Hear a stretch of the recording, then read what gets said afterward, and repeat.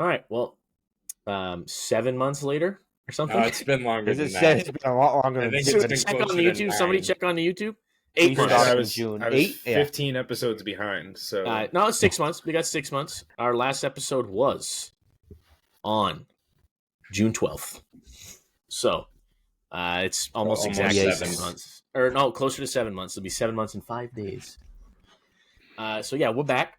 We're gonna get a little rebrand, little reset. We're trying to kind of turn the podcast into something that can be a little more sustainable throughout the baseball season and throughout the off season. So we're kind of turning this into a little more of a general podcast joint, sports focused, but pretty general. So yeah, we're just kind of gonna go from there, fly by the seat of our pants like we usually do.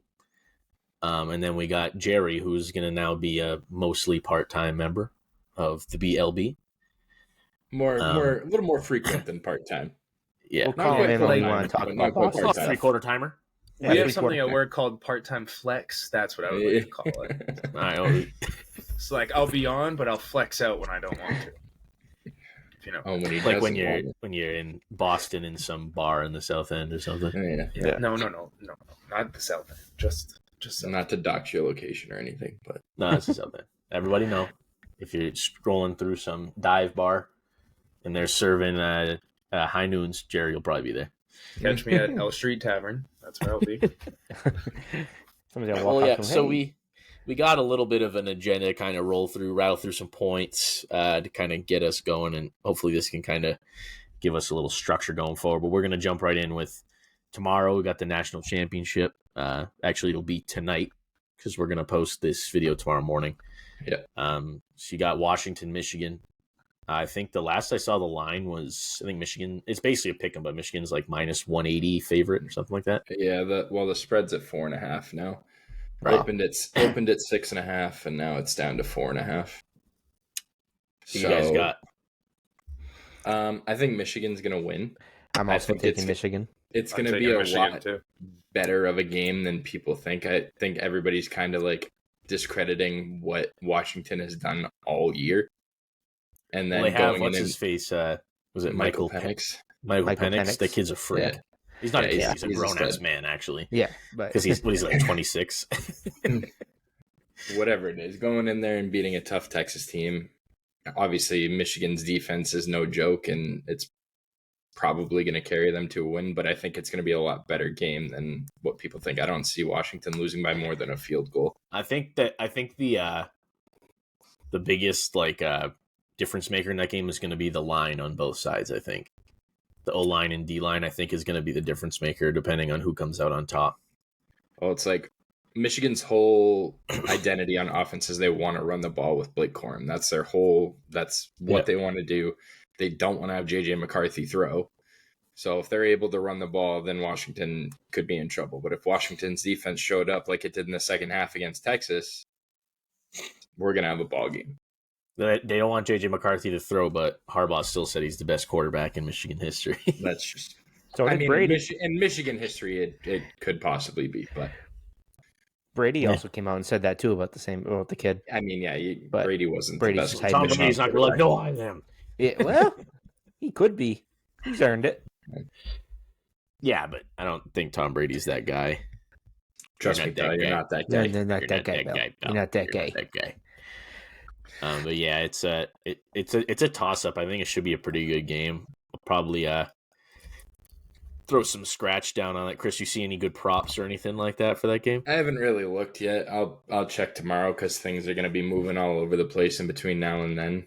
Right. But you could watch. Whatever the line is. Future Patriots quarterback Michael Penix playing. And hitting how everything falls. Yeah, Make sure you say Penix, please. Penix? Yeah, you're way too close to the line. Whatever. Michael Penix is huge. Hey, he makes something else's get going. Oh God. Whatever the line is for Blake Corum rushing yards, I'm taking the over. I want to say it when I saw it was the one when I saw the line for him to score 2 touchdowns was like absurd. It was like plus 300 or something like that, plus 400, which I feel like for a running back to score twice in a national championship game, that's kind of bonkers. Especially when you have Blake Corum, who seems to score twice every game. Right. Exactly. Feels that way anyway. He scored last game, right? Yeah, because he scored and broke like the Michigan record. Yeah, he tied it and beat the record, right? I think so. Yeah, he caught a receiving touchdown early, and then I think he had a rushing one later. Right. Which I think that was like his first receiving touchdown of the year, too. Dude's just a freak. Scored Kinda like kooky, 24 kinda touchdowns wild. this year. Yeah, anyways, Natty tomorrow. It just feels weird not having like an Alabama or a Clemson or no SEC school in there. Yeah, It's by weird. weird, you mean great? You guys notice how Jared's a little quiet over there while we're on the subject of the college football playoff and the Natty? Shout out. Do you want to talk about Florida State for a minute? Absolutely not. More so, do you want to talk about how much you love Georgia now? I like Uga from Georgia. That's about it. I think Georgia, like just based on actual college rules, I think Georgia actually like physically owns Florida State now. Like I think they got the deed in writing because of how bad they just bent them over. They did things that are illegal in like a lot of countries. They committed war crimes. That's what happened. Not good. Yeah. It was not a good day down in Miami. That's for sure. Well, depends on who's fan. Well, she was at the game. Oh, she went. Oh yes. No way! No. She went to the game. Yep. We want to talk about just taking money and lighting it on fire. That's what happened. Mary took however much she spent on the tickets and took a lighter and just. How did she stay for the whole game? Oh, with her and her roommate, of course they did. Oh, they left after the first quarter when it was 45-0. What's the nearest bar and how cheap's the liquor? Can I drink myself under the table right now? Literally. Oh my god, that's brutal. Wow. That's torture. Yeah, that had to have been. Were you texting with her throughout? You get any updates? No, I didn't even have service on the cruise ship. Oh. So wait, did you not even know that they got destroyed like that until you got service? Oh no, we were watching the game at one of the bars on the ship, and then I left at halftime, and then I waited until the next day to find out what the final score was. Yeah, it was a tight one. Yeah, but they should have been in the playoff. Imagine if they played Michigan.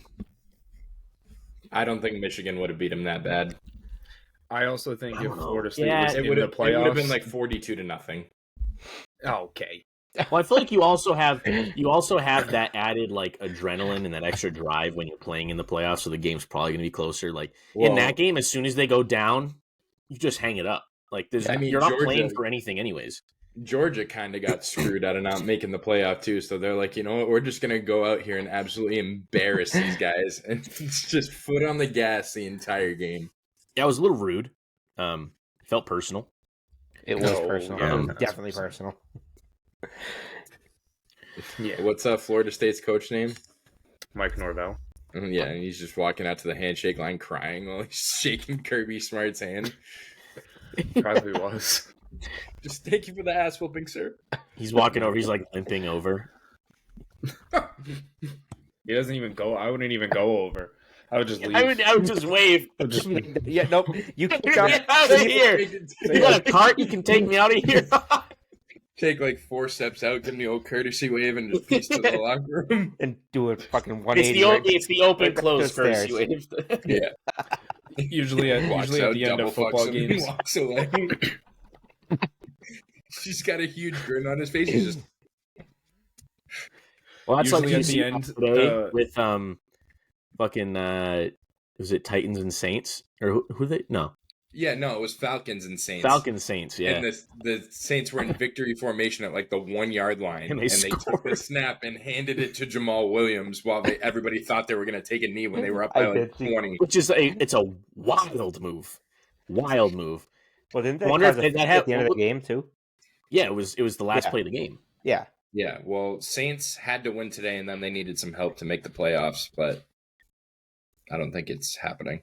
That's a wild move. Like, I wonder what that'd be even worse if a play like that like messed up like the line. and put it over. I don't know what it was, but I can't imagine with it being that much of a blowout that it did. Yeah, they there's ended up winning by 31. Oh, Jesus. Oh, okay. Yeah. So the Saints scored more points on their own than the total was set at for the game. Oh, well, so that touchdown what was it, 44-10 or something like that? 48-17. Yeah. Lovely. That's almost as bad as Florida State and Georgia. Did you guys see that game? Did you guys see that one? It was a bit of a bully beatdown. It was kind of ugly. I'm counting the three of you out when I invite people to games next season. I felt bad watching that game. I didn't. It was fantastic. I just laughed thinking about Jared on his cruise in paradise. Crying into his mind. Yeah, just getting demoralized. At the bar, just banging on the counter. Keep them coming. Keep them coming. Jared, hopefully you for the every noon I need a shot of J-Mo. Every noon shot of J-Mo. Best part about it is I could just go up and be like, yes. Yep. I'm saying, did you pay for the unlimited drinks? What kind of question is that? Of course. Some people don't. It was the first thing we did. Shit in the woods? Yeah, not to. All right. Well, do you want to... Speaking of shitty football teams. Yeah, since we kind of went into NFL right there, the Patriots officially, mercifully, their season has ended today after they laid an absolute stinker against the Jets. I'll take it. I was rooting for them to lose. I wanted the L. Also take, yeah, I'm like, at this point, I don't even... Like, we don't want to win at this point. Nope. No, but I wanted them to just screw the Jets one more time. I just wanted them to. If that was Bill and Slater's true last game, it sucks that it ended in a loss to the Jets. But I also we had a good run, dude. We beat the Jets 15 times in a row. They were going to get one. That's why. Things are bound to happen at some point in there. Like 15 straight against a division opponent that you see twice every year is a pretty good run. I'm also not completely set on the fact that Belichick's gone after this year, though. I was going to get into that a little bit. I mean, so that's the thing is, though, to me, like, I don't know if he is, like, I'm up in the air whether I think he's actually coming back or not. I think a loss like that, though, that doesn't help. That doesn't help the case going into next year. That's pretty. That might have been their worst loss of the year. No, yeah, you can't really attribute it to anything. Like, obviously the Jets played the same game that we did, but it was a fucking blizzard outside. It was brick titties cold. You had your second string quarterback in there. You didn't have your starting running back. Well, and then by the Jets are in the same instance on all those fronts too, though, and they still and halfway through the fourth quarter, you could tell the defense just gave up. They're like, all right, Zappi's not getting us jack shit. There's a reason why Hall was able to score that touchdown. Well, think of what the Bailey Zappi stat line for the day, because it was awful. Did he break 100? No, I didn't. 12 he was also sacked 12 for 30. Is that what it was? He went 12 for 30 for 88 yards and 2 interceptions. Yep. And 7 sacks. You can't leave that part. Hey, to be fair, he should have only had 1, but the Jets guy decided he wanted to fucking fumble the interception right after he caught it, ruining my celebration. Got sacked 7 times. You know how many yards he lost on those 7 sacks? 47. 50. More. 61. 60.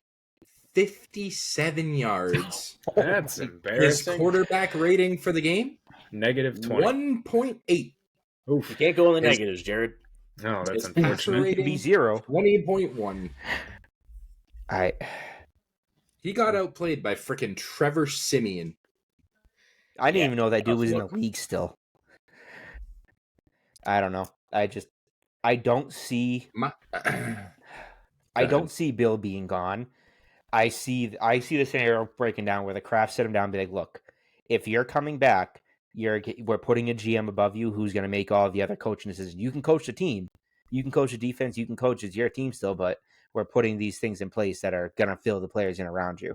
And if he doesn't take that, if he doesn't want that, he'll be gone. But if he turns around and says, yeah, that's fine, let's do it, I think it's a situation where we have Belichick back here next year.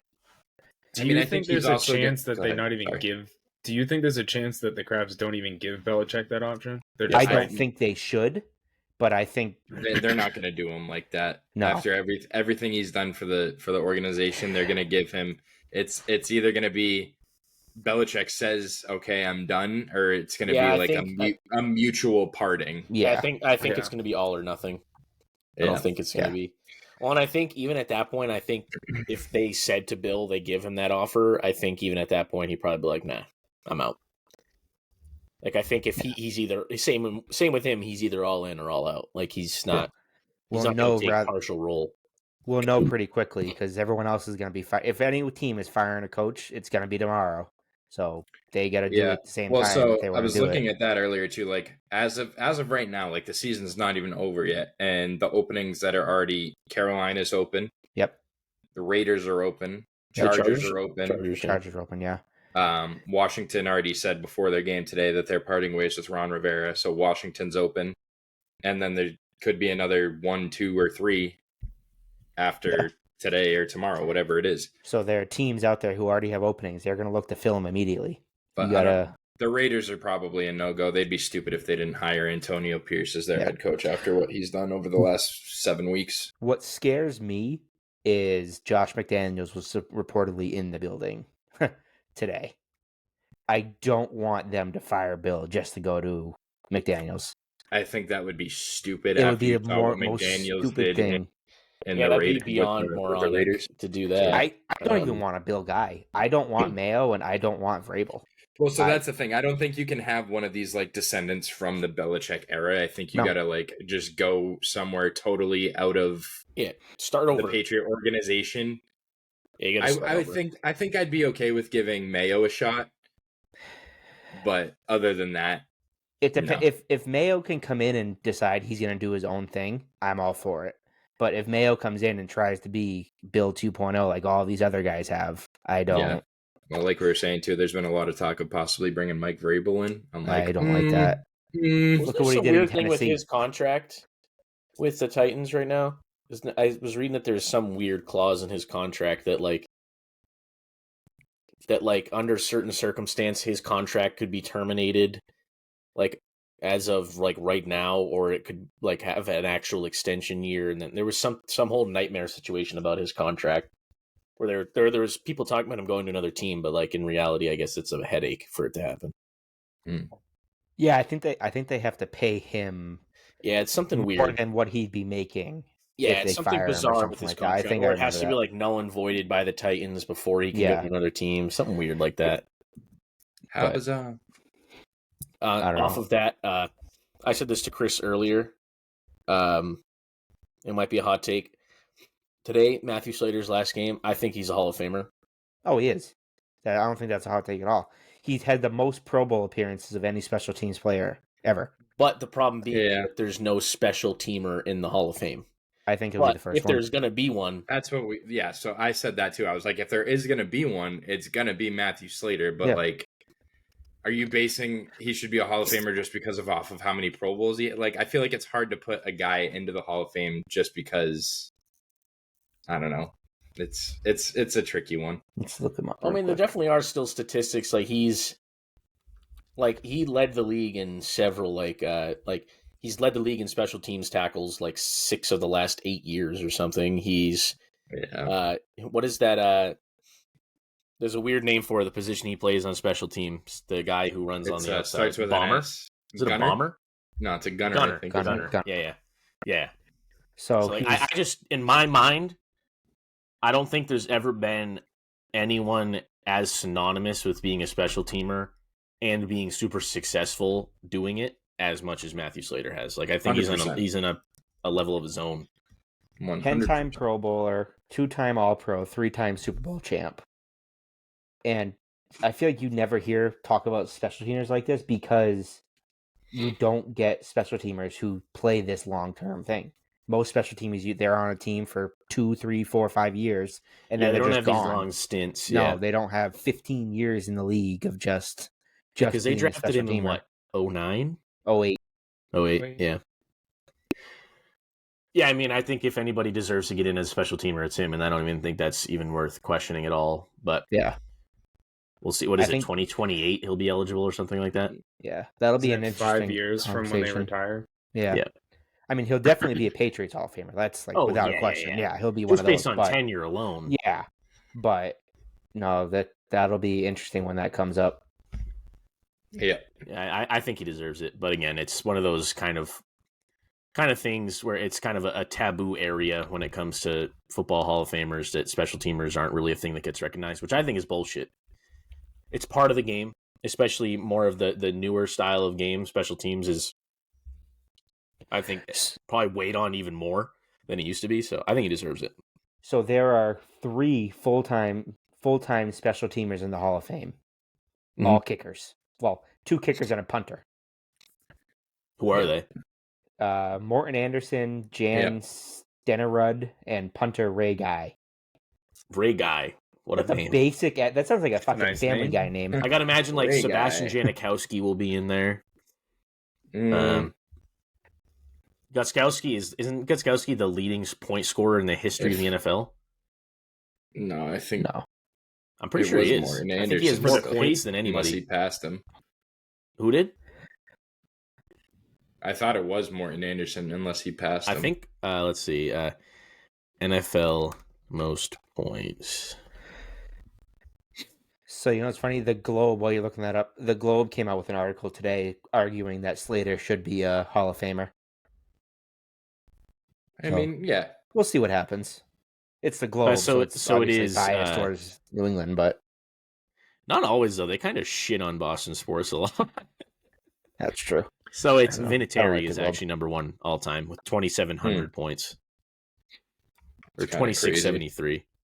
Looks like Gutskowski is like 1, 2, 3. 12th. Jeez, Cam. Cam's breaking stuff over there. Yeah, all my plugs just fell off my desk. I'll fix that after. Good. Just waiting for a screen to go black. Just everything shuts down. Not yet. Yep. We're not there yet. Power goes out. He just bricked the whole neighborhood. Start seeing smoke come up from his computer. Right. So we can move on to playoffs, NFL playoffs. Yeah. I mean, I can kind of lead this one, and I'm not well versed in the NFL world. I got it all laid out here. So we can start with the AFC. We can just go through the seedings, and then we can talk about possible first round matchups and who we think is. So that works. Ravens have the 1 seed on lock. All of these are like as of today. So like. Ravens are 1 that's set in stone. Right now, the Dolphins are number 2. So they'll stay number 2 if they beat the Bills tonight, but if they lose, they'll drop to number 6. Wow. Holy shit. The Bills get 6. 3 is the Chiefs. That's set in stone. 4 is the Texans, set in stone. 5 is the Browns, set in stone. Joe Flacco. Right now, number 6 is the Bills, so they will either be number 2 if they beat the Dolphins, or they'll be number 7 if they lose. And then number 7 is the Steelers. They will either be number 6 if the Bills lose, or number 7 if the Bills win. So I just want to say this right off the bat. I was looking at the Dolphins the other day. They have no shot of going anywhere in the playoffs. They have 1 win this season against a team. Against a team above 500. Above 500, yeah. Oh yeah, no. I mean, how are you going to win in the playoffs and you can't beat teams that are above 500? The Dolphins are the biggest frauds. I wouldn't be surprised if they are knocked out in the first round. I mean, what do you say? I say they're an average team that does what they're supposed to do against teams that they're better than. Yeah, plain and simple. I don't think they can't beat teams that are better than them. Yeah, I just don't think that they don't play to their potential when they play those better teams. Yeah. So I think the Bills are going to win tonight, just my personal opinion. So assuming that the Bills do win, they will jump up to number 2, which means they would have the Steelers in the first round, which... It's a good game for them. Mason Rudolph versus Josh Allen. Josh Allen should mop the floor with Mason Rudolph. Steelers defense is no joke, but I don't think there's any shot in hell that Buffalo loses that game. If Josh Buffalo loses also that been game, up they and would down be all riots. season, though. So again, assuming that Buffalo wins, that would mean that the Chiefs are playing the Dolphins the first round. The Chiefs are a weird one too because they obviously haven't been playing as good as they have in years past, but they have that like the Warriors factor where like you get them into the playoffs, they're going to be a problem. They can steamroll anybody. Yeah, just because every player on their roster has been there before. They're super deep. Everybody's super experienced. Like it's not just this year though. Their wide receiver room is not as good as it has been. It's been bad. Yeah. It's really, as someone who had Mahomes this year, and he's the reason why I'm getting my fucking makeup done. Yeah, Mahomes has been awful this year.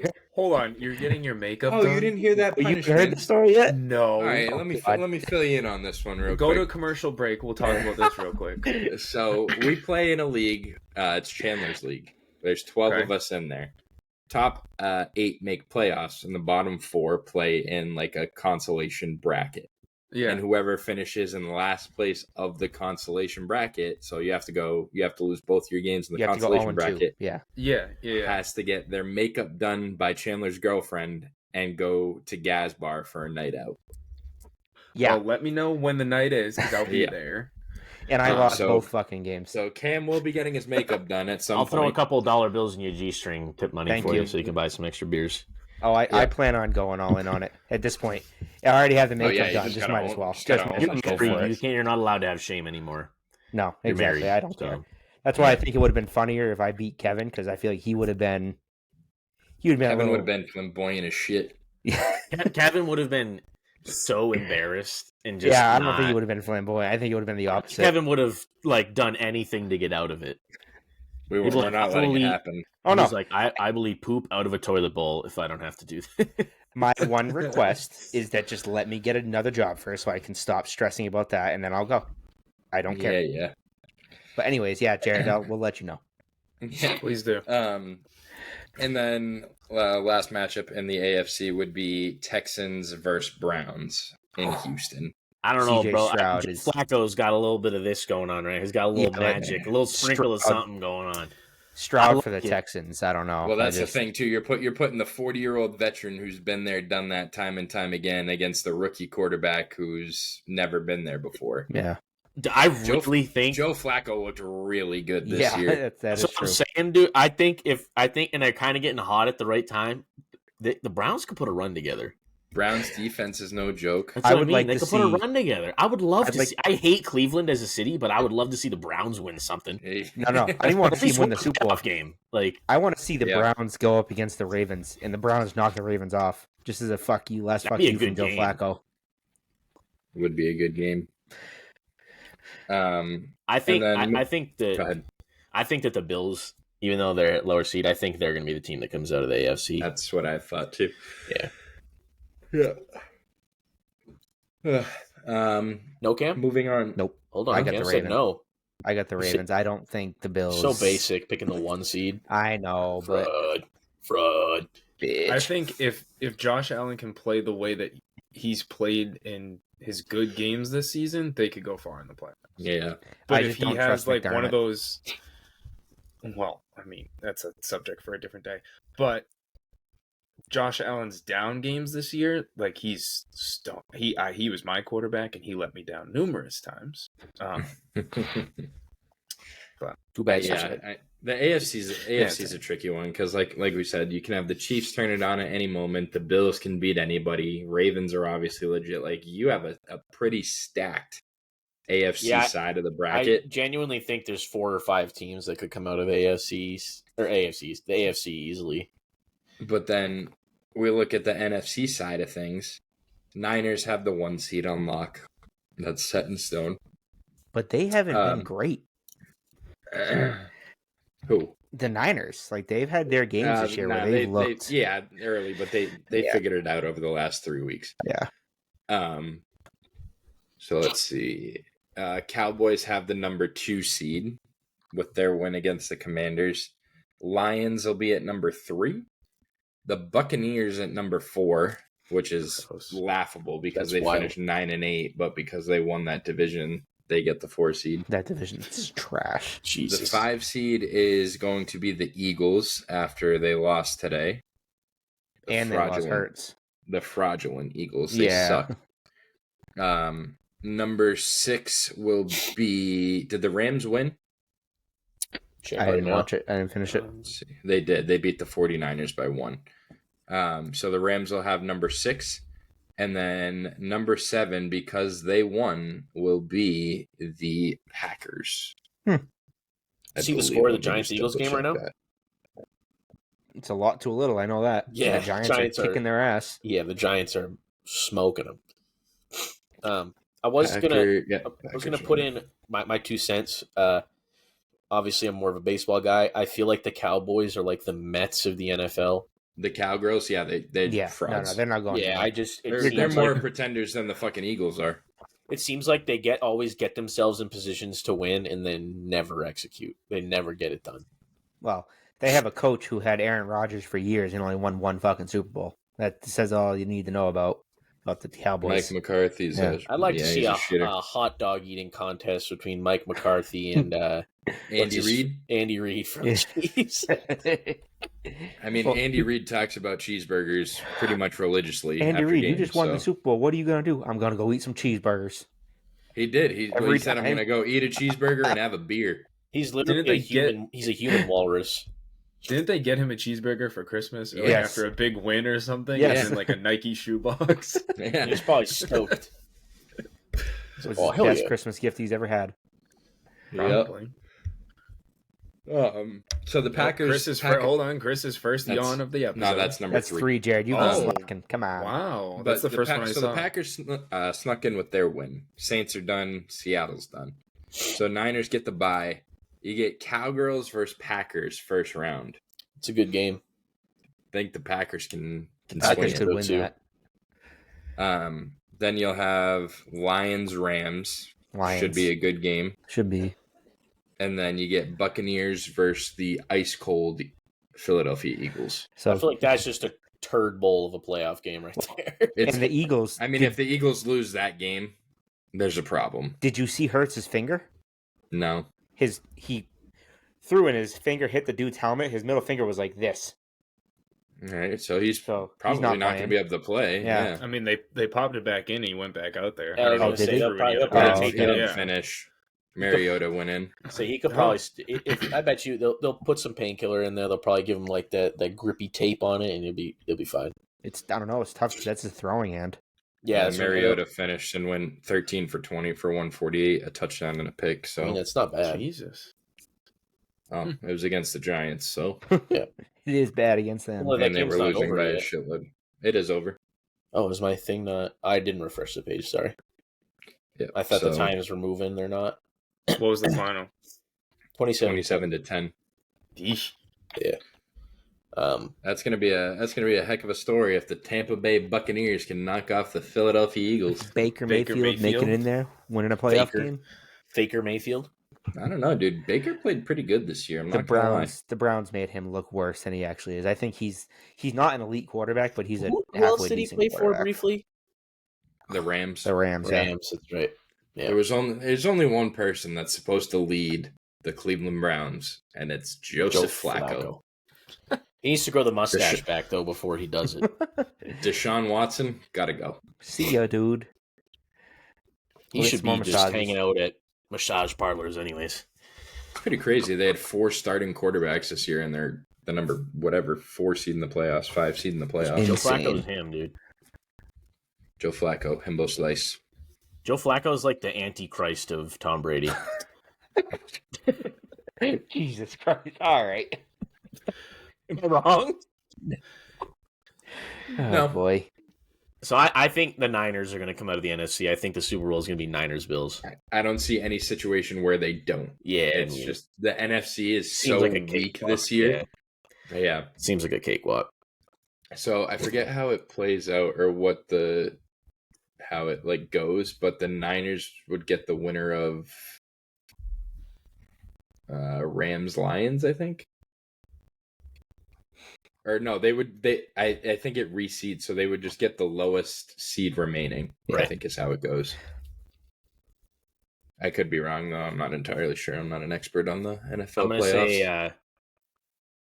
I'm going to say Niners win the chip. Niners over Bills in the Super Bowl. See, I was thinking the same 2 teams, but I think it's flipped. I think the Bills. I could see the Bills making it and then laying an egg again like they did years ago. Yeah, against Cincy. Right? Against Cincy? Oh, no. I was talking about in the AFC Championship game against Cincy. Yeah. Yep. Well, is that enough football for today? We're moving on to the stuff that makes us cry now. Yeah, a lot of pain. So, to the Red Sox. Oh, God. All right, I'm leaving. Do we want to start with like current events, or do we want to go straight to what Gary Sheffield said and then get back to the other shit? I want to talk about what Sheffield said first, and then we can go back to current events. Okay, Jared has not heard what Gary Sheffield said. I have not. Gary Sheffield on what pod was it, Cam? Fuck, I had it open. I forget. Was it John Boy? No. It was the one with AJ Pierzynski and Eric Kratz. God. Hang on. Anyways, so he's on this podcast and he says Foul Territory is what it was. Foul Territory pod, that's right. So he's on Foul Territory and they ask him about the 2004 ALCS. So obviously he was on the Yankees.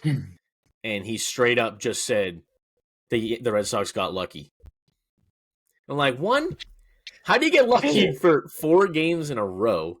And then his other reasoning why they lost it was because pitching. He was like, we were leading. He said we were leading all 4 of those advantage games. Of the better pitching. Like, okay, so if we had better pitching, yeah, how did we get lucky? Every aspect. We had better pitching. We had the better manager.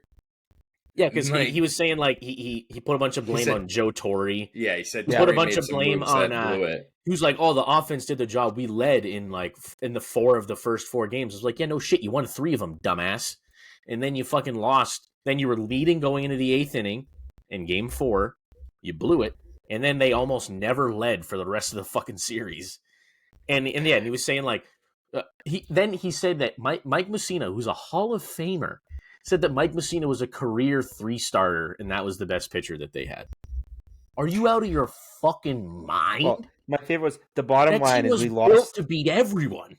The bottom line is we lost the game because our relievers couldn't close a game out. End of story. Yeah, buddy, you had a Hall of Fame closer go out. What did he go? 2 games out of the last 4, and he couldn't shut it down. I'd also like to mention Gary Sheffield in those last 4 games. 1 for 17. 1 for 17. 1 for 17. Dog shit. If you want to put blame on somebody, put it on yourself, Chef. You fucking jackass.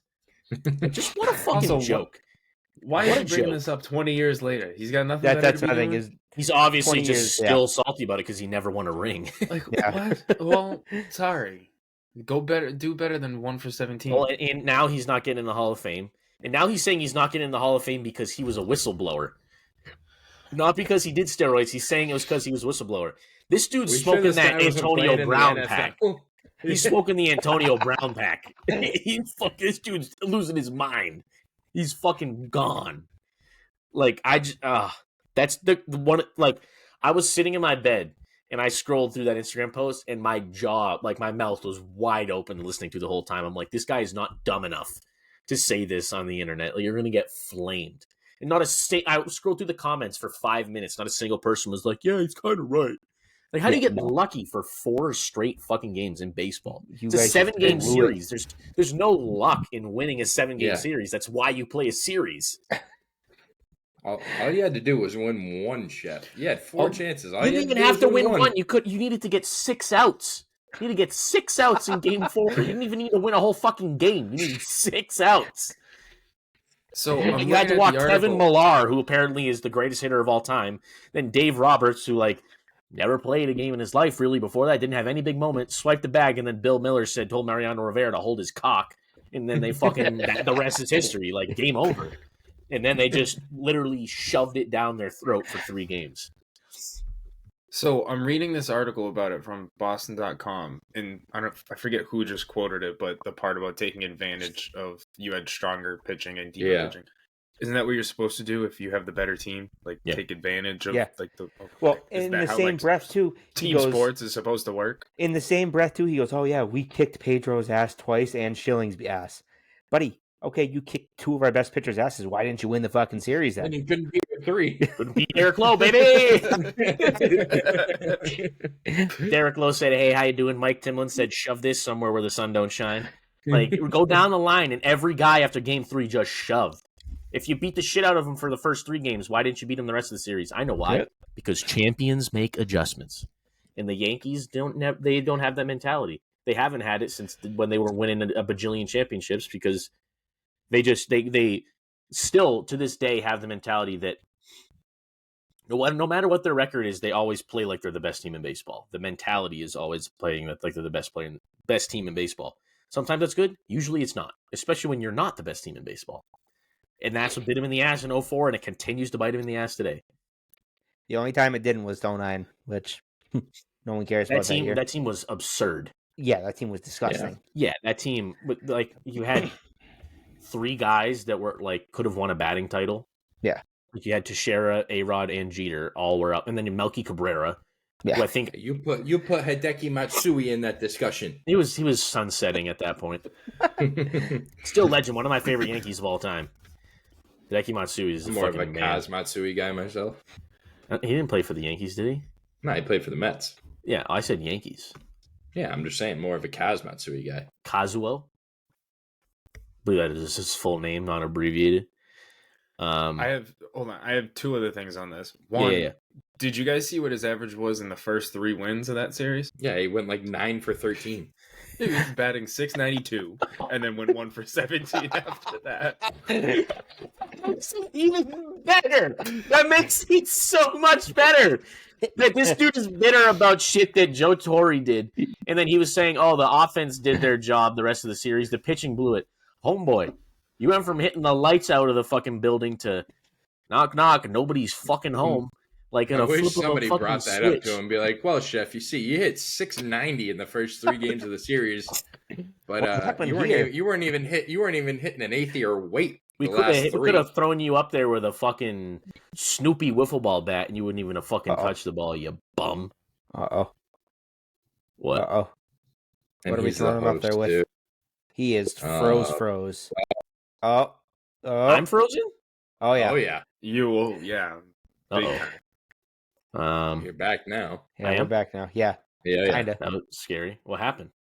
I don't know. You just were talking and you were just frozen. Could you still hear me? No. What are we throwing Gary Sheffield up there with? And he couldn't hit still? I can't remember. Oh, well. Oh, God, it was 3 seconds ago. Moving on. And my train of thought went straight to, I'm fucking gone. I don't remember. It was Gary Sheffield. Maybe I was saying I was throwing him into a fire pit and just letting it burn out. You were sending him up to the plate with something other than a baseball bat, but we. Yes. I said you could have put him up to the plate with a Snoopy wiffle ball bat, and he still. There we go. That's what I was getting at. Good job, Cam. I think Jared Carrabis need to have this discussion because I feel like Jared Carrabis would set him on fire. I'm actually surprised he didn't go off on that. He must have just laughed at it, unless I missed the tweet. That's all you can do is laugh. I think Carrabis did tweet about it. And I think he was treated like this dude is delusional or something. Out of his ass. Like, talk about just like living rent free in your head. Like 20 years now. It's been 20 years. Yeah, like and you just bring it up, and you're still living on it. You still can't get it out of your head. It took him 20 years just to formulate that hypothesis. Saw the steroids. It went right to his head. He's thinking a little slower right now. He's been watching replays of game 1 through 3 and game 4 innings 1 through 7 for the last 20 years. Yeah, you guys ever see those videos when like people post them on TikTok, their team loses and they just play like a game of Madden where the score is like 450-0? Yeah. Gary Sheffield's on MVP Baseball 2004 and is just demolishing the Red Sox over and over and over again. A 162 game season where there's only 2 teams. He's the Yankees and it's always against the Red Sox. Yeah. It's I guess back to modern day Red Sox. So great news. A lot of things happening over the last month. I mean, that's not true. The front office is full throttle right now. Yeah, they're full throttle. So full throttle that they paid $40 million for a guy that went 3-12 last year. Or whatever. Nice. I don't think it was that bad, but it was. So it's pretty bad. Let me look it up. Close. Let me see. So they're going full throttle down the tank. Yes. What they're doing. Yeah, they're going full throttle into a brick fucking wall. So the only thing, and I saw this today, like a hypothetical on Twitter today. You went 8-15. 8. Oh well, it's not with as 5 bad as ERA. 3-12. That's bad. 8 wins. 8 wins. 5 ERA. God. People had the hypothetical going of this. So right now you have Bayo, Giolito, Cutter, Pivetta, and Houck as your rotation. Not great. Are we playing AAA or I smell steaming dog shit. But people were saying it's because they've been in on Imanaga. I forgot how to say his name. Yeah. Ah, yes. Let's put all our chips in a basket for a guy who we don't know is going to pan out in the majors. Yeah. So that would push. He would be your 3. They were saying. So you'd have Bayo, Imanaga. Who the fuck else? Why am I Giolito and then whoever, right? And then they said, "Oh, well, you sign a frontline starter." I don't even know if that's enough. Montgomery, Bayo, Giolito, Imanaga, and Cutter or Pivetta. Montgomery's going back to Texas. Okay, yeah, not Montgomery, then Snell or whoever else is out there. We're not getting Snell. Let's be honest, we're not getting Blake Snell. You know who I don't want them to go, and they've been linked to, and I'm worried about it is fucking Stroman. Yeah, really. Sam, did you tell him about the Yankees? I read a report on Stroman this morning saying that he had his agent contact the Yankees saying that he was interested in playing for him, and they literally responded by saying, "We're not willing to offer you a contract." I just said, I'm good. Good luck, but we're not interested. Thank you, though. You're not going to come come here. Someone comes up to your front door and knocks and like, "Would you like to buy solar panels?" I'm not interested. Thank you, though. And good luck. Slam the door shut. Like, God damn. There's no light at the end of the tunnel yet. I don't see shit. It's gonna come here. If it's gonna come, it's gonna be as a trade, and I can't see anything because you need another team who's gonna want to trade what you want to trade away. If anyone starts with, I saw a hypothetical trade where we're sending Nick York and Manuel Valdez and the Cespedes, was it Yoelqui Cespedes or whatever? Yeah. Who's still in the Dominican Summer League. Those 3 for Dylan C. So, like, I swear to God, if we make that trade, I'm going to jump off a fucking bridge. Yeah. Well, there's been a lot of rumors flying around involving Massa now too. Yeah, I don't like that. I really hate that because I think They're like, we got Tyler O'Neill. We don't need Masataka Yoshida anymore. I think Yoshida's the best pure hitter on the Red Sox. Yeah. Put him at DH. It sucks because I do want Turner back too, but you can't have all of these guys. I don't. Yeah. Fuck that. Put him at DH. Get another outfielder. Turner? No. Why don't you want Turner? You see the numbers? If he's okay with playing fucking 3 days a week, sure. He doesn't need to play 3 days a week with the numbers he put up last year. Yeah. So you're more committed to developing players than winning, is what I'm hearing. Yes. Right now, yes. Fraudulent. I want both. I don't think you're going to get both, unfortunately. We're not getting both. I'm not saying we're going to see an Oakland A's season anytime soon, but it's not going to be pretty. Yeah, it's not happening. We might get 50 next year. Are we squeaking into the playoffs? No. At some point? Maybe. Not this year. It's a possibility. Are we winning a World Series? Are we winning a World Series anytime soon? No. Here's a hypothetical that I read. You think the Red Sox win a World Series in the next 10 years? Yes. No. I don't think so. Yes. I think if we do, ownership group, no.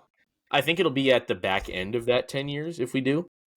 Oh, yeah. Like, I think the 9th or 10th year. But I think past that, like 10, 11 years, they'll be really good. And if we can keep everybody together, dude, that's coming up. I don't even think that. I don't think we will. The ownership group, I have no confidence in them to pay anyone. Are there going to be some that move around? I mean, it's probably going to happen. But yeah, I see. If go around it, right? So let's say we keep all our prospects and guys that we have together. So you'd have Kyle Teal at catcher. Yep. You'd have, in a perfect world, Kyle Teal at catcher. You'd have Cassis at first. You have Marcelo Meyer probably at short. Grisham. You have Grisham at second. Meyer at short. Meyer Devers short. at third. Yeah. Devers at third. Massa Duran left probably. Duran, yeah. Sedan Rafaela somewhere in center. And then you have William Abreu and right. Or where does Nick York play? Second. Third. Yeah, second and third. He's an infielder. Yeah, I think he can play first too. Trade one of them. I mean, you're gonna have to move somebody. To me, I think the guy that makes the most sense to move now that his stock is kind of high because he played well last year is Valdez. I think Manuel Valdez is the move because I think now that you have not Trent Grisham, Vaughn Grissom. Now that you have Vaughn Grissom, I think he should be playing second base pretty much every day. I think. Valdez. We have him locked up for years, right? Yeah. We have a full arbitration. So I think Valdez makes the most sense to move, and I hope that they do it before it turns into another fucking Bobby Dahlbeck situation where they just murder their own trade value and then they're worthless. Don't you disrespect Bobber. Bobby Dahlbeck is the greatest AAA player of all time. Give me Bob Stop next year. Story gets hurt, bring up Bobby. No, we have options now. We don't fucking need. Give me Marcelo Meyer before you fucking call up Bobby Dahlbeck to play fucking shortstop. Give me Bobby. Bobby's going to back up Cassis this year first. Right? No, he's not. It's probably going to happen. Yeah, I mean, he's probably gonna. No, they're going to trade him for nothing. If we don't bring JT back, Dahlbeck is going to be on the opening day roster. Absolutely. I agree. I think I'd rather them start giving Devers reps at first. You know what they should do with Bobby Dahlbeck? Start the transition now. Teach him the knuckleball. Have him start pitching. Here we go. Little R.A. Dickey. Or hear me out. We cut him and say, see you later. They're probably only paying him $750 or something like that. Like, just ship him out. Let's see. Bobby Dahlbeck. Hey, can we trade him for a bag of baseballs? No, sorry, that's too much. Not even a bucket, just a bag of baseballs. Just a bag, not a bucket. Not a bucket. No, not just a baseball bag with didn't even have to have anything in it. Just give him the bag. Still too much. Hey, we'll pay you to take him. No, sorry. If they supply the pen where we can sign our names, that's enough. You know how much money this dude's going to be making this year? $2 million. Sam was close. Oh, okay. 758. 770. I think the minimum is like 7. Oh yeah, this is his last year before arbitration. Yeah, 7. But oof. You know, Boob was a 4th round draft pick. I didn't. Yeah, he pitched in college too. He was actually drafted as a first baseman and a pitcher. What I'm saying, teach him the knuckleball in college. Teach him the knuckleball, buddy. Go out and pitch. We need relievers. Boober. On other baseball news, about Wander Franco, huh? We're not getting into that. I think we got to. This dude.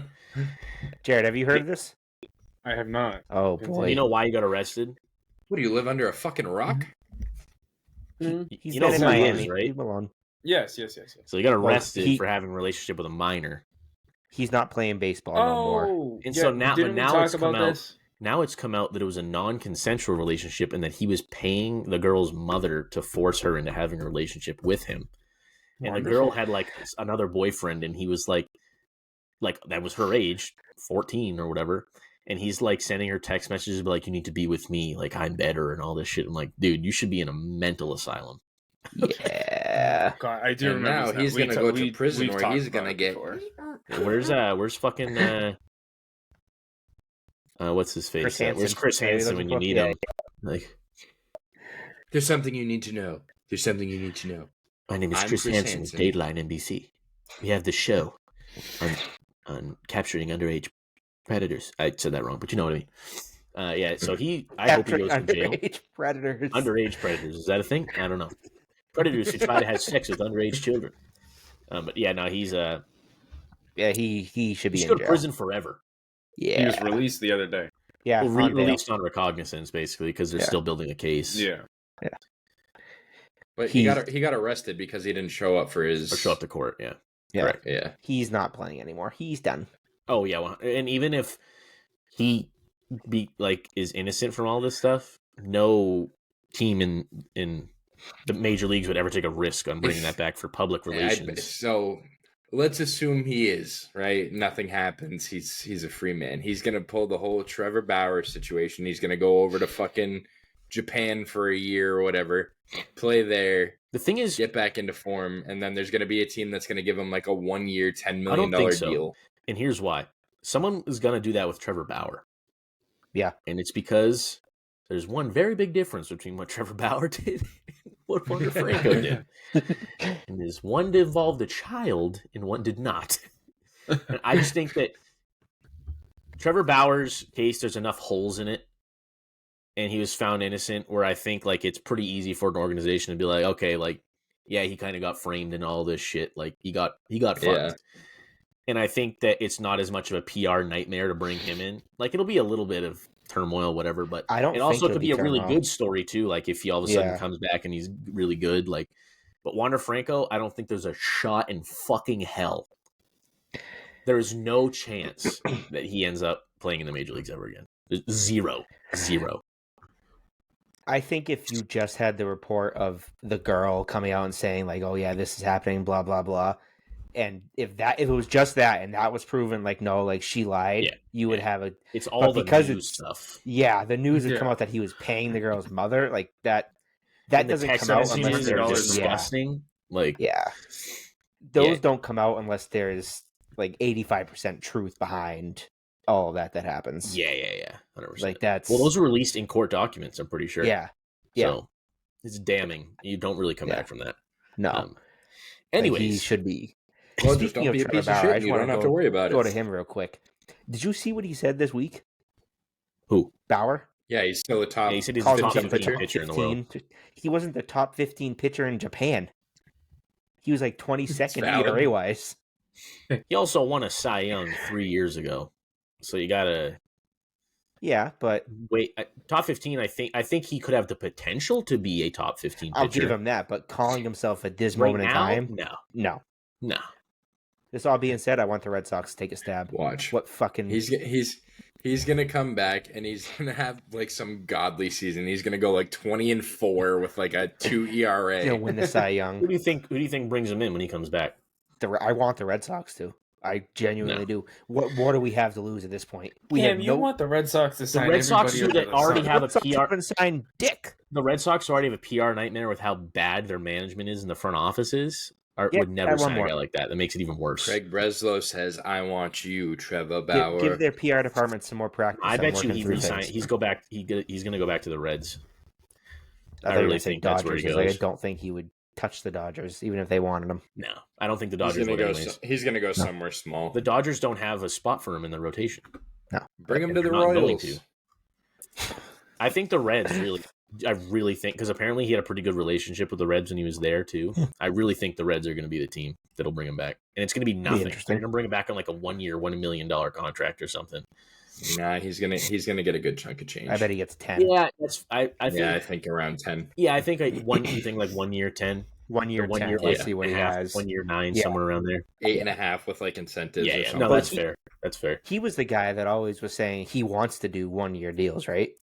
Was that him that was saying that a couple years ago? No, that was Greinke. Probably. Was it Greinke? Yeah. Fucking Zach Greinke. All is that 84. Zach Greinke is an anomaly.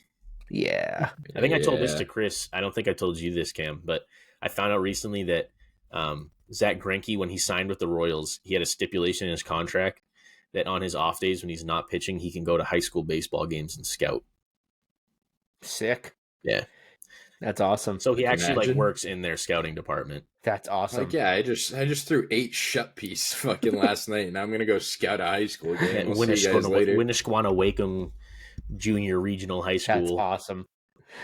Yeah. Oh boy. Because I guess he's been. There was who was it? I think it was Mike Moustakas. I'm fairly certain that Zach Greinke actually, when he did his first stint with the Royals, he had the same thing in his contract, and he scouted high school, and he was the one that scouted Mike Moustakas. Yeah. It's either Moustakas or Hosmer, one of those guys, and Greinke was the one who scouted him, which is bizarre. But that's crazy. Yeah. That is weird. Anywho, do you want to do our... So we're going to start doing... Yeah, so we're going to start doing a new segment. This is... I'm not a big Barstool guy anymore, but one of the greatest things Barstool ever did was Pardon My Take. And Pardon My Take invented the Mount Rushmore. So we're going to start doing Mount Rushmores every week. Just random stuff. Could be sports, could be food, could be music, like whatever the hell. We're going to do one a week. And basically the point is you had pick 4 in the category, no order, just your top 4. So this week we got the Mount Rushmore of unsung Boston sports heroes. So just guys who like didn't really get their flowers and should have, like guys who just had like epic moments that kind of fell by the wayside. So I don't know who wants to get us rolling. You can start there. You want me to start it? Yeah, there. It's your Mount Rushmore. You start. All right, fine. That's actually a good idea. Every week we're gonna have someone pick a new one. Come up with it, and then yeah, 100%.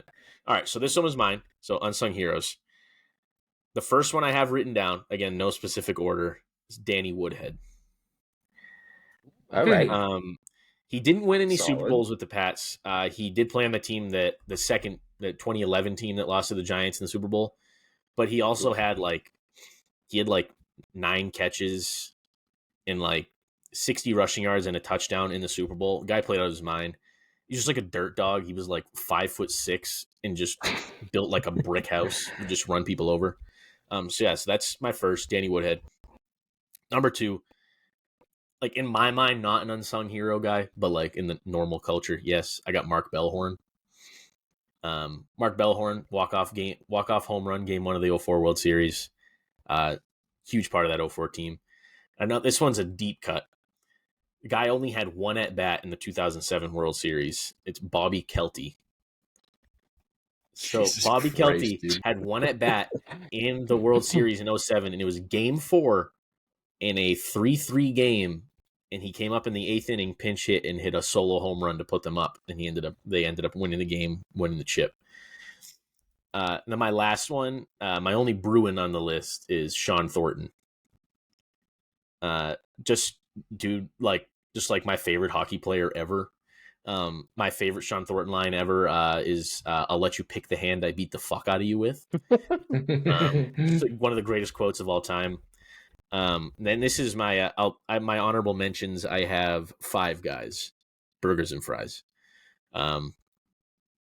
Call back to earlier. Matthew Slater is up there for me.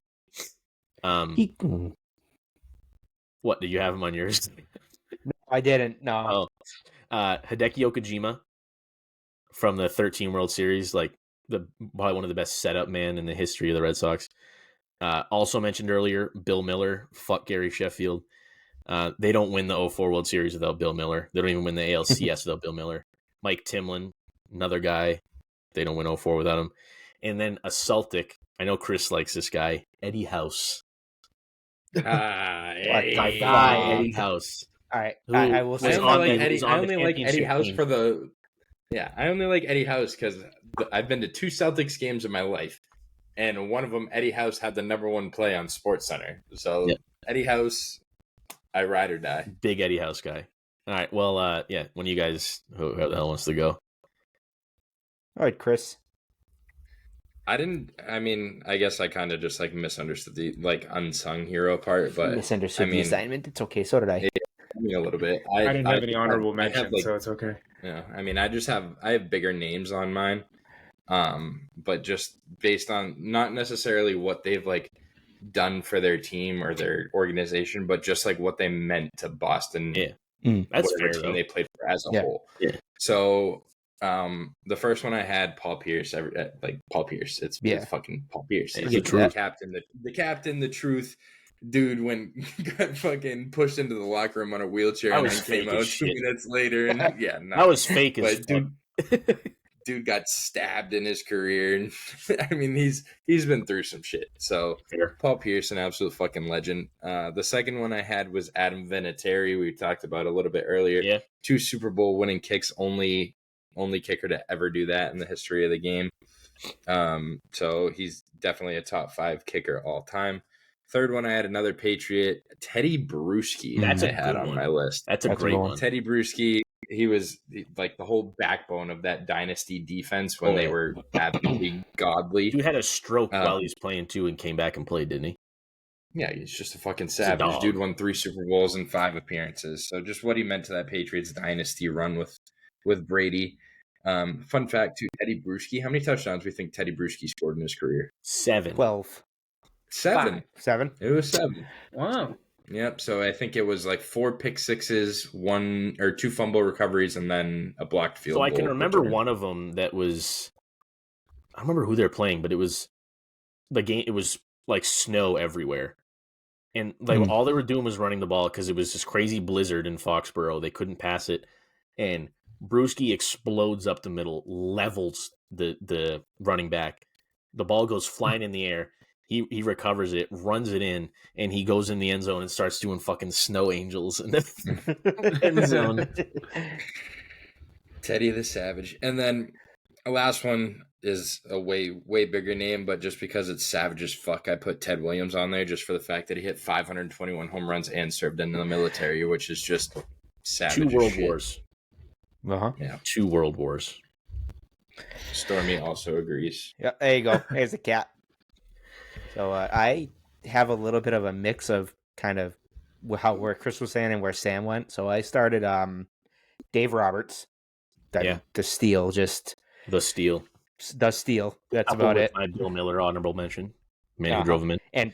And he literally only played a season with Boston, and that was the season. Iconic. So, yeah. Malcolm Butler, just for again the interception kind of. Yeah. That's a good one too. Adam Vinatieri, with like Chris was saying, with the kicks, and then I went with a Bruins player, Nathan Horton. Really, just because that Stanley Cup run just felt different after he got hurt. Never forget. He was we were in Washington D.C. when he got checked, and against, the bus just went silent. It was Toronto, right? Or no, was it in the Cup? No, it wasn't in the Cup. It was Toronto in the Eastern Conference Final, I think, right? No, it was Montreal. They played Montreal in the final. Yeah, and he like broke his neck or something. Yeah, and then he did the most savage shit ever. When they went and played Game 7 in Montreal, he brought a cup of water from the Charles River and poured it on the ice. Yeah. That's the most. I love that shit. Yeah.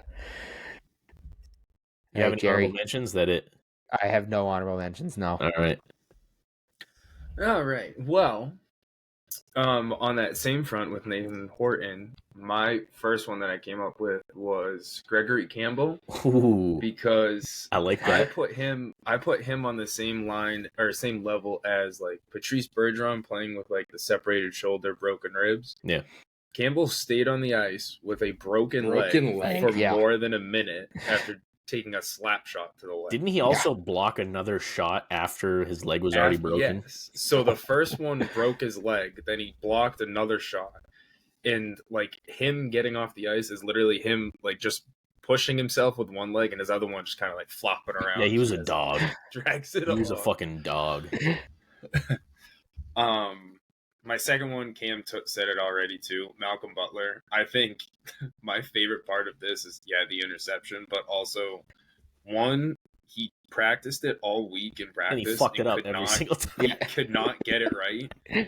And then the second piece is that in, like, typical Bill Belichick fashion, like, he screwed up once, like, the next season, and you never heard of him again. Yeah. Like, they shipped him out. He was just like, which, I mean... I love Bill Belichick. Yeah, you know where he ended up, right? Tennessee? Tennessee with Mike Vrabel. Tennessee, Another one I had. So I'll pose this in the form of a question. When you think of the Patriots and the dynasty that they've had, what three kickers come to mind? Terry, Gostkowski, and Folk. So my third person was Nick Folk because you didn't have Chad Ryland on that list? Chad Ryland did God's work this year. No. He did God's work this year. He's the reason we have pick number 3. You didn't have fourth round draft pick kicker Chad Ryland on that list? That's fourth round traded up to get him kicker Chad Ryland. That's could have taken anybody else in the draft and we took him. Could have kept Nick Folk and absolutely taken anyone else. Yeah, and then Nick Folk, I don't know who he's playing with now. Tennessee. But he went absolute Tennessee. Oh, look at that. Everyone's going Fucking to Tennessee. Brady. Hold on. Let me see. So his stats with Tennessee, he's not... Oh my God, he's 29 for 30 this season. So... All right, now, Jared, we got to play the game. What? Chad Ryland. Oh, God. 17 for 25. Where is this? I bet he's missed more than that. He's definitely missed more than one. Oh, he said 17 for 25. I think he's missed more than 8. Oh, what Chris said. Oh. He definitely missed more than one. Yeah, I thought you were comparing it to what I said for Nick Folk. I was like, what? Nah, that's. Cam, how is it taking you this long I don't to know how find to these fucking statistics? read pro football. Holy reference. shit, Cam. Oh, Holy shit, hang on. All right. Sham's going to look the shit up and have it in 2 seconds. Meanwhile, I'm over here getting my fingers chomped on by the cat. We're falling apart at the seams. His percentage was 64%. He is 15 for 24. There you go. I said 17. I was pretty close. Yeah, 15 for 24. He missed Oh, there it is. 9. I see it now.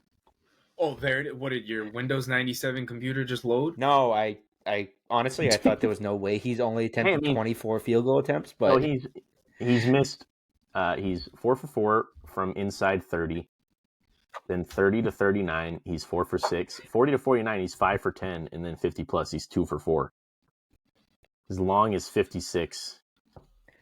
Hey, you know how many points he's got this year? He also missed an extra point, by the way. He did.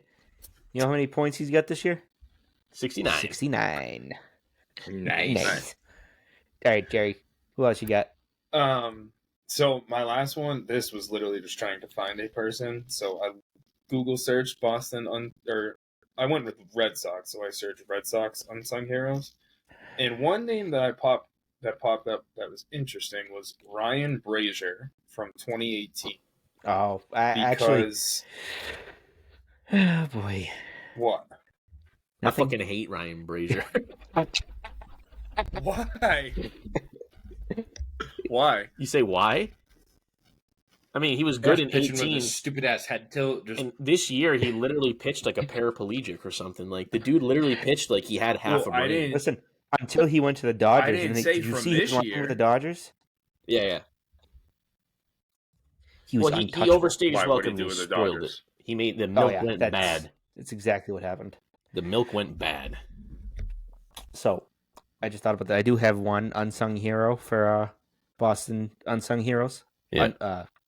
Mariano Rivera. Thank you for giving up those home runs in the 9th inning in 04.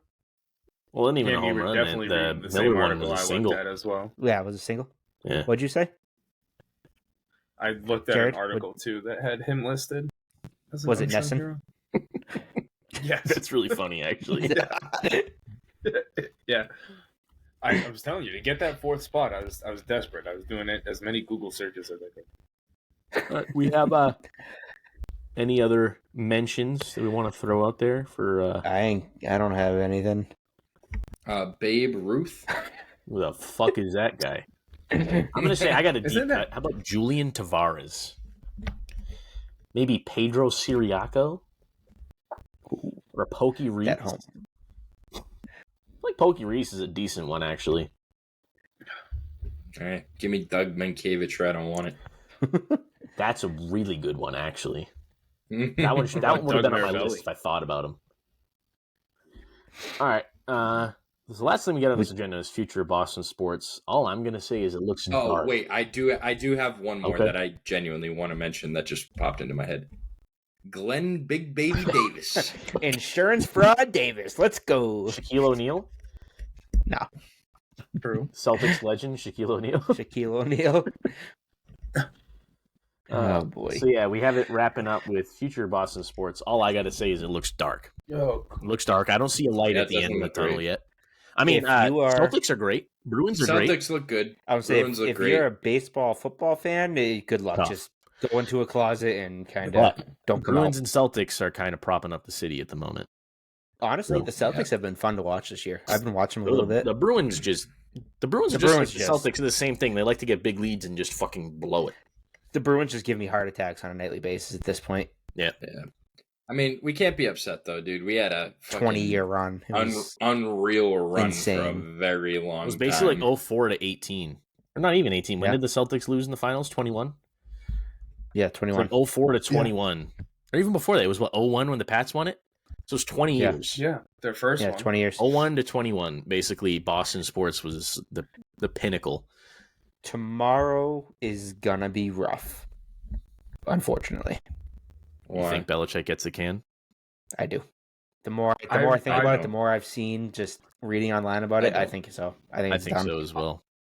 I read an article too that they were saying that they don't think it'll happen tomorrow just because they don't think the Crafts would lump him in with all the other coaches that are getting fired. I don't know. It sounds like lately him and Bob Kraft are not exactly on the best of terms. Bob Kraft would not rope him in. Jonathan Kraft is more the one of like, no, fuck you. We got to do what's best for our football team. Jonathan Kraft is going to be pushing this tomorrow. Yeah. You have to. With all the other teams, they're going to be firing all their coaches tomorrow. It sucks. You have to do it because you're going to miss out on potential coaches if you don't do it. I think the Patriots should bring back Norv Turner. No. Nope. Absolutely not. Well, he coached the. There's an opening. There's Chargers. There's an opening out there. Go ahead. Nah, if Bill goes anywhere, he's gonna go to the Chargers. Mark my words. That's what I think too. If he doesn't, it's be the Chargers. Yeah. You know who I could see them bringing in just to make, if you really want to mix things up, bring this guy in. Harbaugh. Brandon Staley. No, Harbaugh. Bring in Jim Harbaugh or John? Jim. No. Give me Jimbo. I don't know. Well, he had what? How long did he coach the Niners for? Like 3 years, 4 years? No. He was there for... I think it was that long. Who wants to stay in Michigan? Pull a Chris and run down.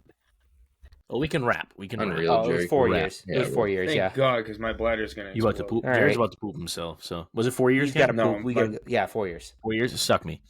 All right. Play the root. Oh. All right. We'll be back. We're try to get back into the new flow of things every Monday. We'll be in hopefully 10 a.m. Sharp. And at some point at 10. Don't hold me to it.